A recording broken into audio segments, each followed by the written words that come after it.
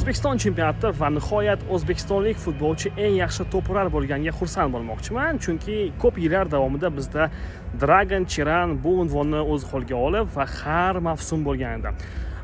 Bu mavsum esa o'zbekistonlik futbolchi va nihoyat bu unvonni undan tortib oldi, lekin baribir bu o'sha 30 yoshdan oshib ketgan Igor Sergeyev, ya'ni o'zimizning eski futbolchilardan.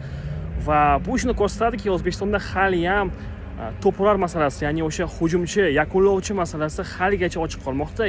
Bizda Shomurodov bor, bizda Bobur Abduxoliqov bor, lekin baribir nisbatan kamroqdek ko'rinmoqda. Ya'ni gol uradigan futbolchilarimiz yildan yilga kamayib bormoqda va bu aslida juda ham katta muammo, chunki Shomurodovdan keyin, Abduxoliqovdan keyin, o'sha Turg'unboyevlardan keyin bizga baribir bombardierlar, to'purarlar kerak bo'ladi.